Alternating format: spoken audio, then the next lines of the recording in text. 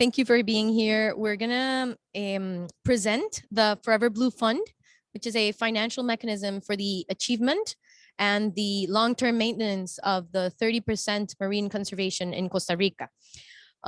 So first, I would like to start by mentioning that Forever Costa Rica is a conservation trust fund that works for the conservation of marine and terrestrial ecosystems in perpetuity. We have been around for 10 years, or now 11 years, and we have focused mostly on terrestrial, also on marine, but on the last couple of years, we've been focusing more and more on marine conservation. And therefore, we are now presenting the Forever Blue Fund.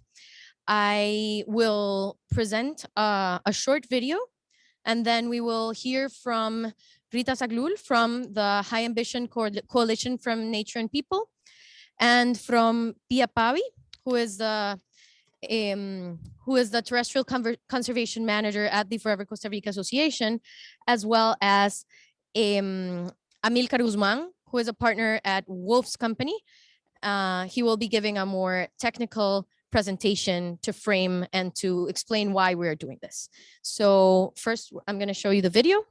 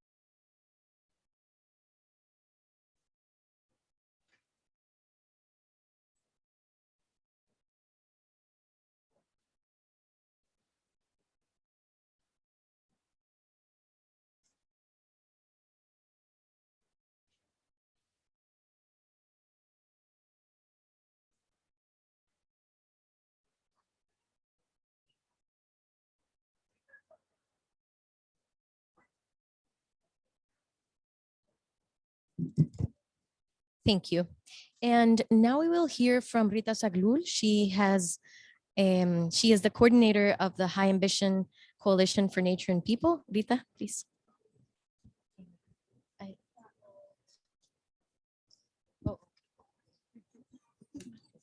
The video.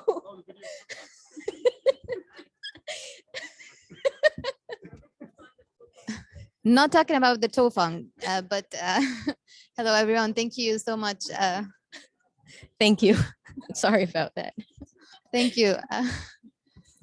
Thank you so much. And yeah, not talking specifically about the fungus, but very glad to be here with all of you today. And thank you so much for Forever Costa Rica for inviting me to be here.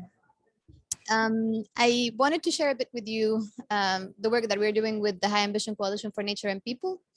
which is a coalition that started 2 years ago. It was launched during the One Planet Summit officially, and it's a coalition between Costa Rica that is co-chaired by Costa Rica, France, and the UK as ocean co-chair.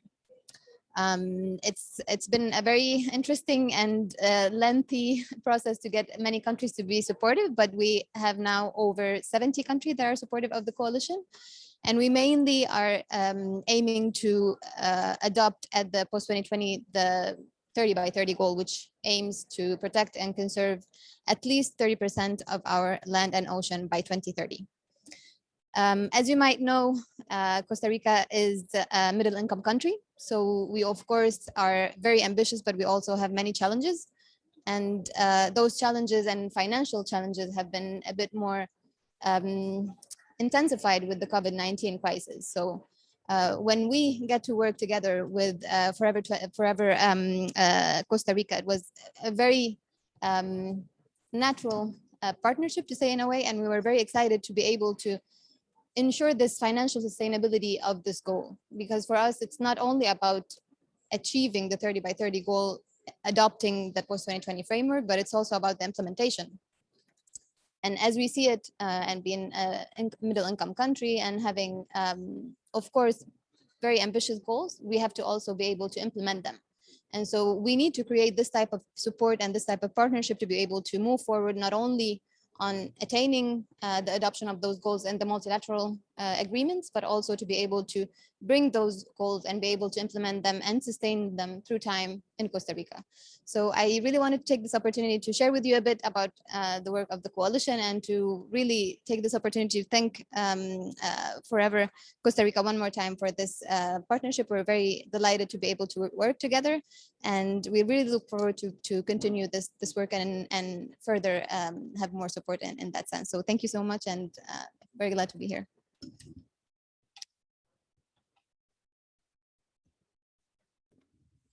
Thank you, Rita. And so now Pia Pavi, our conservation manager in Forever Costa Rica, will tell you a little bit more about the fund, about what we're doing and why is this important. Good afternoon. Thank you for being here. As some of you already know, Costa Rica por Siempre, or Forever Costa Rica, has since the very beginning been working with the government of Costa Rica in a close relationship, public-private relationship. And that means that we have committed the mission and vision of everything that we do with working together with the government. Since 2000 or before 2010, Costa Rica had less than 1% of conserved areas in the marine ecosystems. 10 years later, our country, we have advanced together to get to 2.7. Very little. It's very hard to move up. We did not get to achieve the 10% of the Aichi goals, but we did in the terrestrial areas. In 2009, we had 17%. Today, we have 26.5. So it's less to achieve the 30% goal, and Costa Rica has already committed itself to the 30% goal. However, it's not only a matter of area, because we almost have 60% of forest area covered in Costa Rica, compared to about 25% in the 70s. So we have increased our forest cover in these decades. So what I want to give you an idea of is it is less difficult, not that it isn't, but it's less difficult to work in the conservation of terrestrial biodiversity than it is in marine areas. One of the reasons is because in the coasts, the biodiversity is highly accessible.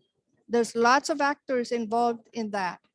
Some of the terrestrial protection areas are inaccessible, right? So the process of getting the areas declared with the people is less difficult.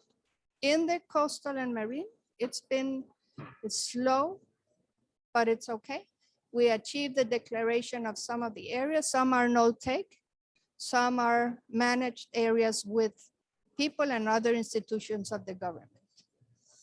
because during this government, there's political will, strong political will that says Costa Rica must think of its marine environments. And that means not only the coast, but the ocean. So as you saw in the video, we have 92% of our territory is marine.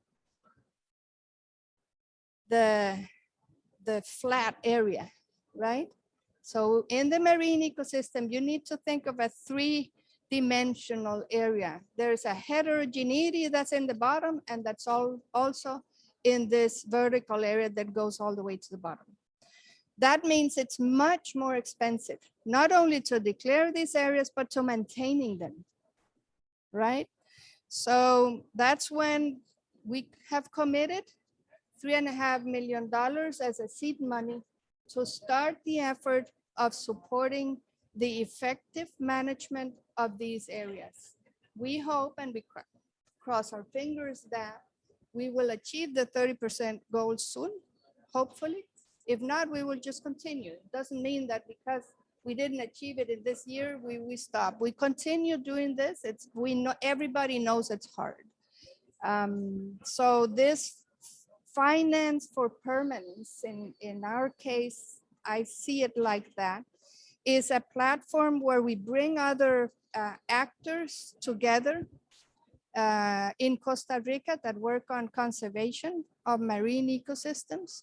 We are an environmental fund, which means that we have strong experience in how to maintain the money, how to administer the money, and how to get it increased, to say it in simple words, right? It's a finance team of people that we have. Even though we have technical people like what that means is that we can much easily talk with government officials. I have to close? No, you have to put it. Well, okay.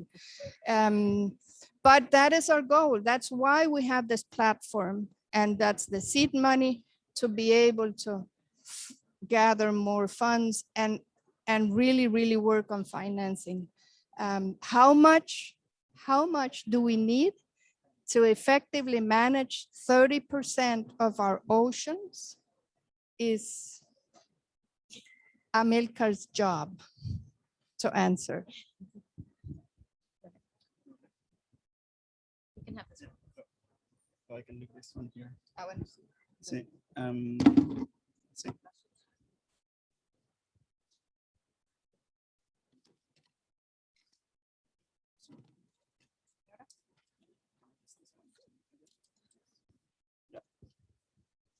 Can you all hear me?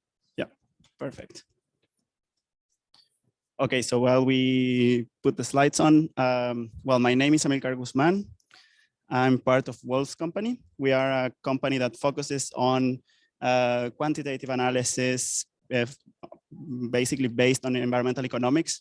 We have a team of economists working on conservation.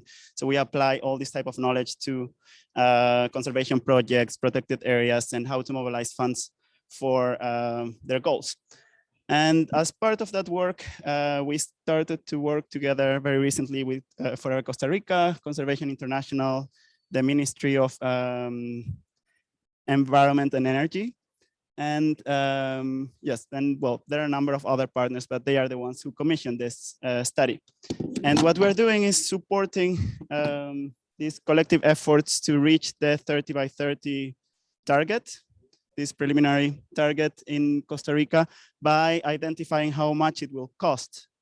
So how much really needs to be raised in order to create marine protected areas, but also to maintain them and to achieve an effective management. Yeah. So I think part of the context was already covered by my previous co-panelists.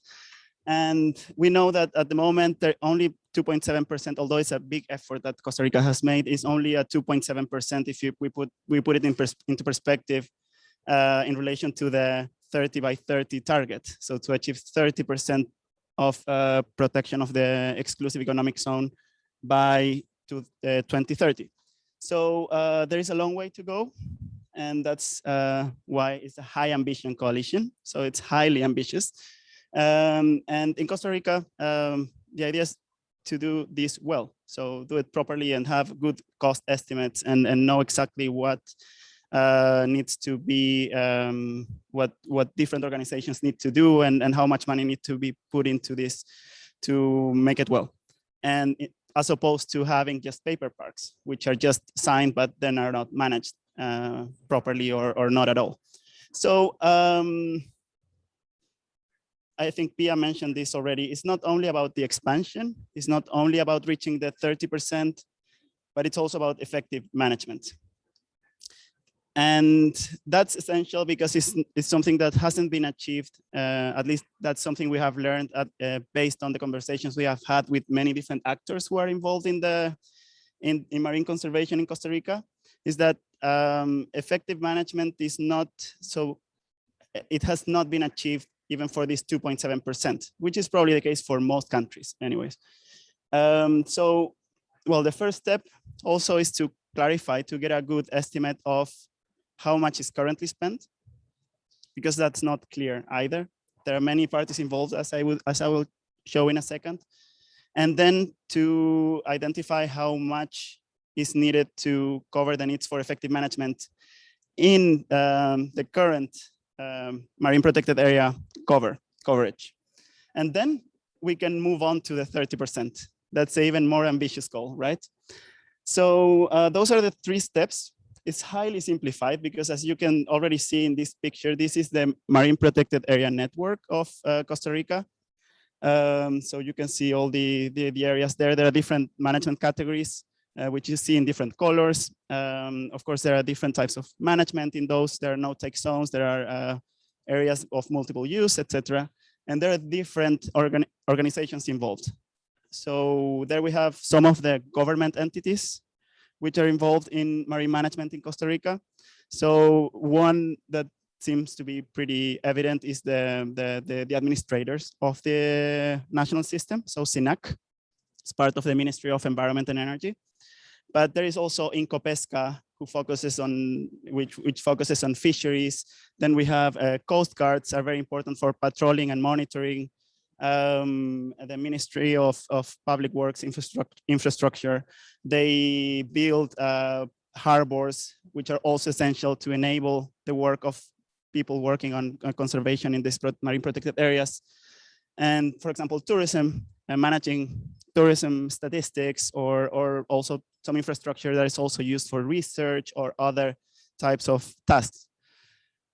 But then that makes it slightly more complex than the first simplified figure of the 3 steps, right? Because we have all these parties involved. And then we also have several NGOs. So in Costa Rica, there is probably a very unique model. The other day we were discussing of seascapes and landscapes. So there is a conservation area which is composed of many different sites, which are, for example, the marine protected areas and probably even terrestrial, that are part of this landscape, seascape. And because they are part of the same system, they are all interrelated. And then within those conservation areas, there are also some NGOs that support the work of the government in management. And sometimes the boundaries are not too clear between marine and terrestrial, or among the different entities involved.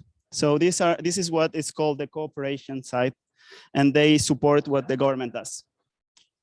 Now, so we wanted to clarify what the roles were, who was doing what. That was the first thing we had to map out to start with this project. And I think many countries will probably have to do this as part of the efforts to achieve the 30%, because we know that especially marine conservation, as Pia was pointing out, that's a very challenging thing because of property rights and so on. It's different from terrestrial conservation. The roles are much less defined or less properly defined than in terrestrial areas. So this is just to show you that there is some overlap sometimes in the tasks. These are the different entities. And here you have all the different management elements of effective management that we identified. And then, for example, control and enforcement. all of them have a role to play, although Coast Guards are the only one who have police power. So in some cases, they have different roles to play, but in some cases, they also have overlaps and there is duplication. So there is potential for cost efficiencies, for example. And that's also something that we will look at as part of this analysis. And then if we add the cooperation, this becomes even more complex because we have more responsibilities and different roles, etc. So that's what we are analyzing at the moment. This is work in progress. And what comes next, and well, we're working on this, but we don't have results to share with you, at least estimates yet. So we are looking first, as I mentioned, at what's invested, what's put into marine protected areas, and not only marine protected areas, actually, also the exclusive economic zone outside marine protected areas, because sometimes activities there are also essential for effective marine protected area management. So some of these organizations I just showed also invest outside the boundaries of a specific site, but play a crucial role for the conservation of the ecosystems in that site. So we're also looking into that. And we're trying to attribute what they have spent between, let's say, well, now we are using 2017 to 2020 as our range, and attributing which costs have been correspond to marine protected areas. That's a task we are doing following a bottom-up approach. So we're speaking with all the these different entities involved, although we're staying at that general level still. We're trying to keep some bird eye perspective, right?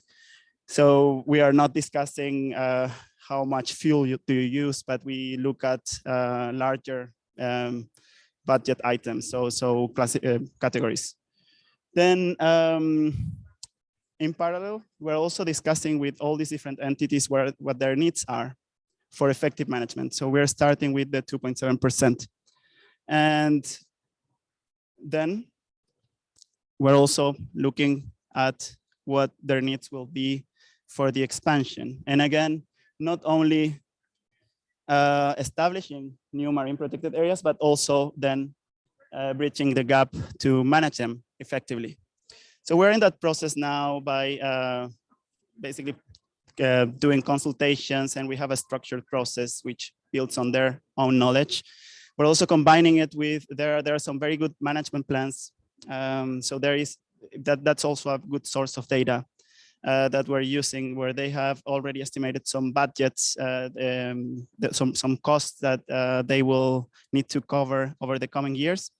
And of course, we have also noticed that that's very different among management categories, locations, sometimes size of the MPA. So we're trying to build some correlations in relation to that. But of course, in the end, I think the most reliable source of data is really the experience from the managers, so who have been doing the work. So we're at this moment really comparing those different sources. So this is part of a larger project, as you have heard. And this is just phase one. So it's a very basic and essential step, know how much you need. And of course, with a lot of participation and engagement, that's crucial. We will also look at some cost effectiveness opportunities, which can relate to, for example, synergies. As I was speaking also, there is some duplication sometimes of roles. So we are learning about that as well. And we will, we are already finding some good lessons on that. Then innovation is also crucial, and it's something that Forever Costa Rica is doing as well, supporting in the adoption of new technologies, for example, that can optimize patrolling, so reduce the time that managers need to spend in the vessels, just minimize fuel costs, etc. Because I don't know, they introduce a remote monitoring system or other type of technology. And finally, well, I think I spoke already about the management plans. That's something that will come next.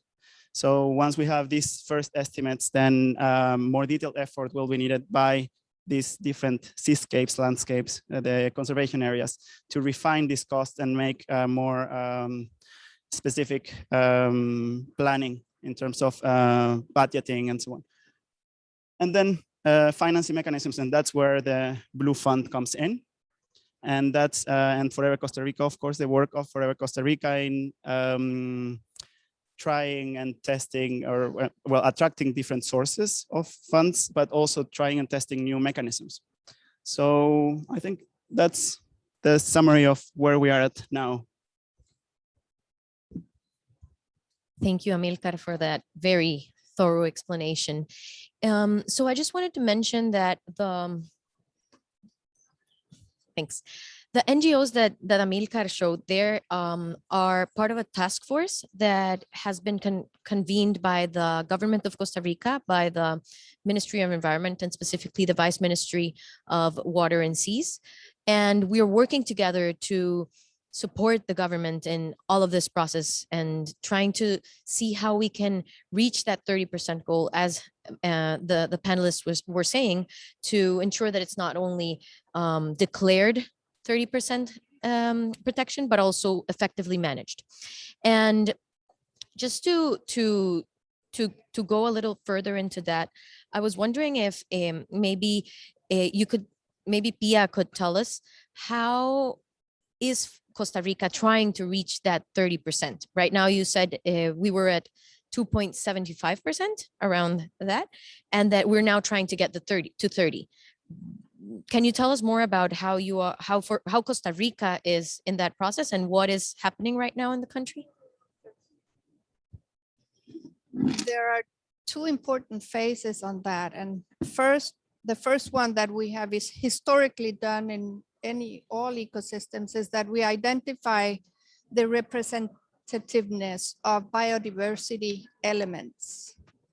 So that means that we have set ecological goals. This is very technical. Ecological goals for all the elements that, according to the knowledge available, you decide how to do that. So that endangered species, endangered ecosystems, or ecosystem services, etc. So there is a gap analysis, right? That's sort of something. And there are some of the gaps in the coastal areas that have been identified, and we're still working on how to achieve this, the declaration of some kind of protection category. And that it is very slow in Costa Rica because the process must be done with the communities. It must be done. We just cannot avoid that step of jumping and saying, well, let's sign it because we have a president today that's highly conscientious of conservation. He won't do it, right? We really need to get this together. In some of the areas that were shown here in the Northern Pacific, it took us 6 years. The other one in the Northern Caribbean, it took us 7 years, right? So it's slow, it's strong, and hopefully it means that the communities will be involved with the government in the management of these areas eventually, because these are all multiple use areas. They are not no-take. The second step right now is to actually expand two of our jewels in biodiversity that we have in Costa Rica, which is Isla del Coco, Cocos Island. And that needs to be expanded. It's located in areas where the migration of species that goes from northern Mexican waters all the way down to Galapagos. So it's in work of that expansion.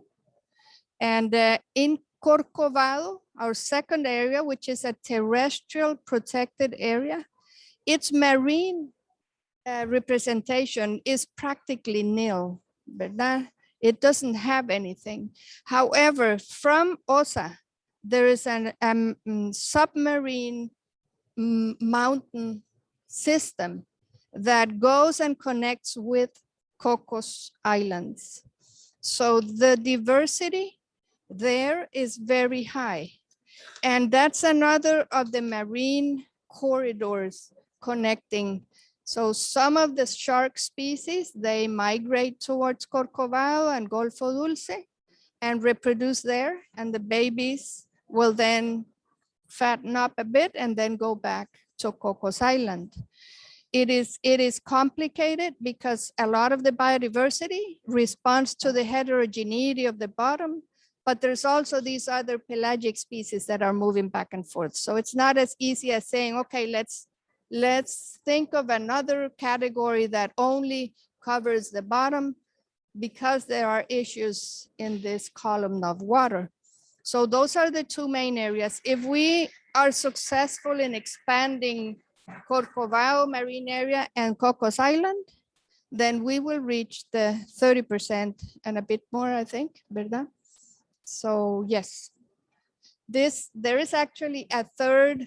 This is Corcovado, and this one links very far. That's why our territory, marine territory, because Cocos Island is located closer to Galapagos actually than it is to Costa Rica. The third stage is a biosphere reserve, a marine biosphere reserve that will connect Manuel Antonio. Here, there's a drainage area called Savegre and goes all the way down to the ocean. And from here, we would expand it to the border with Ecuador. And Ecuador is making efforts from Galapagos on a biosphere reserve. I don't want to say man and biosphere because it's human and biosphere reserve today. So that would actually be the strawberry on the cake to get this man and biosphere reserve created. Thank you, Pia. Rita, I don't know if you can tell us a little bit more about the importance of NGOs, conservation trust funds in the efforts of reaching this 30% goal from the perspective of the High Ambition Coalition.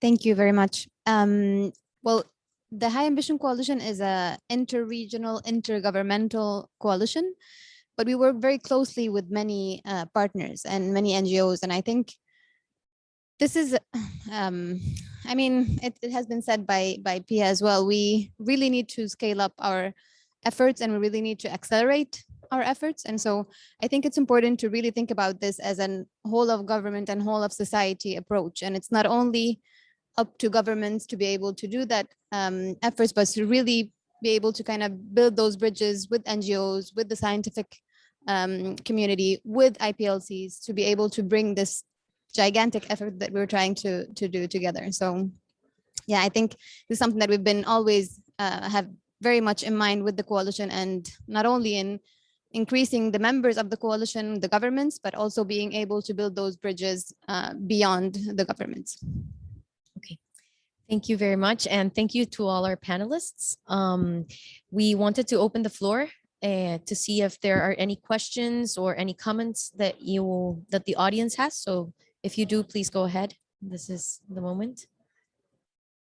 Okay, so back there, I'm gonna give you the.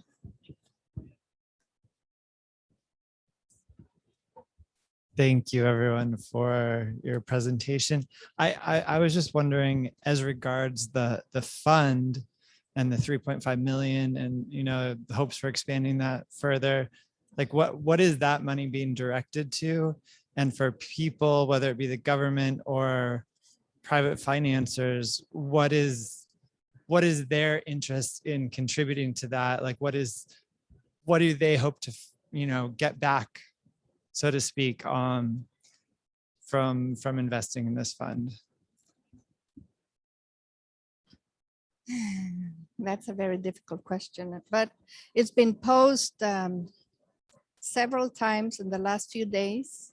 How are you going to actually, if you get the money, if you get $100 million right now, how are you going to move it? And the donors, they usually set up their conditions.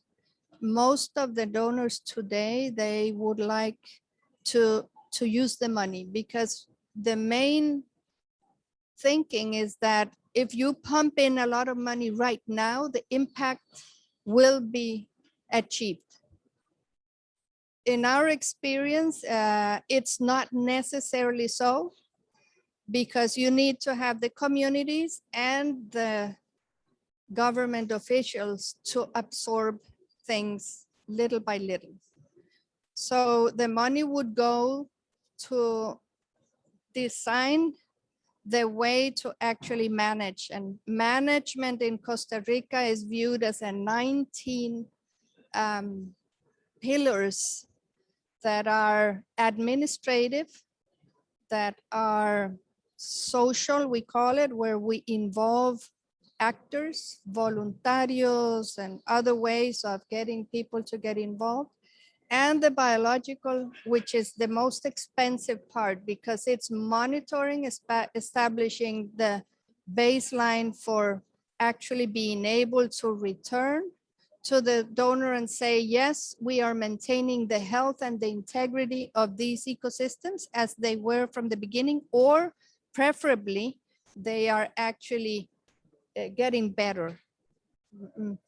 And that happens with allies from from private society, scientists, consultants that help constantly. So it's not, the money will rarely go directly to the government. All donors will say, I don't want to see $1 pumped into those bank accounts. We want it to be complementary, but not supplementary. It cannot supplement the legal obligations of the government. It will complement and strengthen, increase. And we have done this for the last 10, 11 years. Mira, tengo esta vara puesta. For the last 10, 11 years. And it works very well, particularly because it's difficult. We have been learning about marine science little by little, and the knowledge is still not there completely. So it must go little by little. So that's where the sustainability. The other part is that Costa Rica Forever, we've seen in time that you can have sinking funds, and it has a day 1 and day 100, and it finishes and they pull out, right? That's rarely good, ¿verdad? So sometimes things don't work out, and the SINAC will come back and say, look, we've done this, but it's not working. And Costa Rica por siempre is there. So we say, okay, we cannot let this investment be lost. So you look for further funds, or our own staff will actually go and support. So that's where things go. It's not something the donor can see. They can see the creation, and sometimes that's what they want to see. Oh, I supported the creation of this area, but effectiveness, no. Maybe to just add to that, so the funds, these 3.5 million, we're hoping to leverage additional funding, right? And the funds seek to be able to support the government, as Pia was saying, and support the government in the long term, right? But additionally, the Forever Blue Fund looks into ways to not only create this impact that Pia was talking about, but also, for example, promote blue economy and support the local communities in the long term, so that if we are telling them you're not able to fish here or you're not able to use this area, then we need to support them in finding additional sources of income, right? So this is something that Forever Costa Rica does. And this is where the alternative funds come in, because we have funds that are earmarked specifically for protected areas, and specifically in certain areas of the countries to support the impact areas of those protected areas. But then what happens to the rest, right? What happens to a ridges to reef approach, for example? So that is when we come in and we say, okay, we need to leverage additional funding to come and help these communities and support them in having alternative alternative means and alternative livelihoods, so that these protected areas are not only supported by the government but also supported by the same communities, right? So this is part of what we do. It's also control and surveillance. It's also ecological integrity monitoring. It's scientific studies to determine if what we are doing is being successful. And as Pia was saying, if it's not being successful, then Forever Costa Rica will be there. Being a conservation trust fund and having a long-term perspective, we will be there, and we will be there to create new mechanisms and to innovate and to find new ways to do it. So the concrete answer, it's a lot of things, but it's all to ensure the effective management. Thank you. Thank you very much for your presentation. I had a question just to clarify something on the economic valuation of the costs of managing protected areas in Costa Rica that you presented. I was wondering, how does this fit in the fund that you're trying to raise? So is this 3.5 million that is required dependent on this analysis? And if so, are you also, you mentioned that you're looking into specific costs of managing protected areas. Will this also include any costs from that are imposed on local fishermen that they can no longer fish in specific areas? So any costs that are created by the creation of protected area, not necessarily related to its management, and likewise its benefits afterwards. That's what I want to ask. Thank you. Yeah, so to answer the first part of the question. So this is the first global analysis that is being done, and the idea is that this will inform the targets that will be set for capitalization of the fund. So as in the previous answer, Pia and Maria Luisa were pointing out, the fund is its goal is to support the role of the government and to support the roles of all these public entities who already do marine conservation work, right? So, and then I would also add that these cost estimates will help identify what are the best goals as well, not only targets, but what's the role of the fund. So what are the areas that the fund can really target to support the government in the achievement of the 30 by 30 target. So that's the process that this will inform. And in the more technical aspect that you were referring to, yes, that would be, so there are establishment costs, there are operational costs, and within the operational costs, there are, let's say, compliance costs or opportunity costs, which are the benefits that are foregone because of the creation of protected areas and how you compensate for that. And there are some entities in Costa Rica who are, the ones who will see that cost as part of the expansion. And as well, in the compliance costs, of course, there will be costs associated. That's a part that we are not covering. So what will be the cost for third parties to comply with new regulations eventually? So that's not something that we are covering. But for example, compensations for opportunity costs, yes, that will be part of the analysis, it's part of the consultation. Mm-hmm. Yes, so so how to use the figure, that's to set the targets, the capitalization targets, and the fundraising, guide the fundraising efforts. Mm-hmm.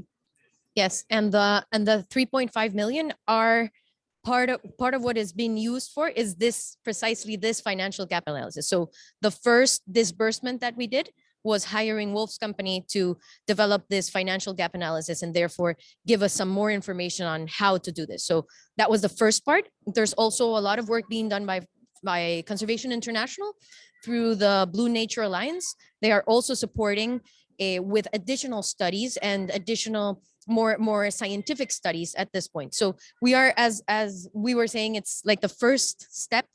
And we are hoping that with this financial analysis that we are doing, we will have more information and we'll be able to raise funds and channel the funds so that not only Forever Costa Rica, of course, but all the involved NGOs and the government is able to actually effectively manage these protected areas. I don't know if there's any other questions or if there's another intervention from the panelists that you wish to make. Yeah, go ahead. This effort And the 30% is actually focused on the Pacific area of Costa Rica. We still have the Caribbean area, where we have started now with one of very close, she's a researcher, highly known, Tundi Agardi, that will help us identify what we should do in the Caribbean area away from the coast, because we already have identified in the coastal areas, but the actual open ocean, that's what will be analyzed soon. See.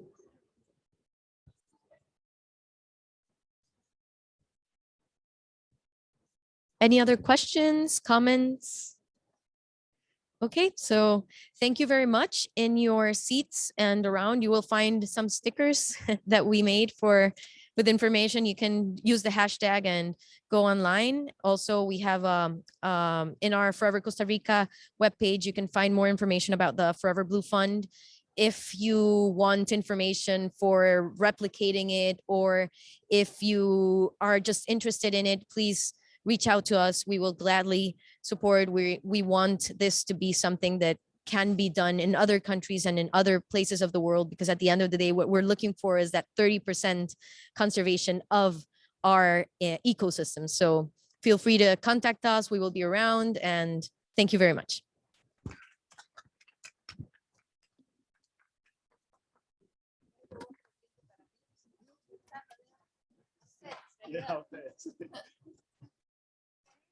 De aquí para allá estuvo muy bien.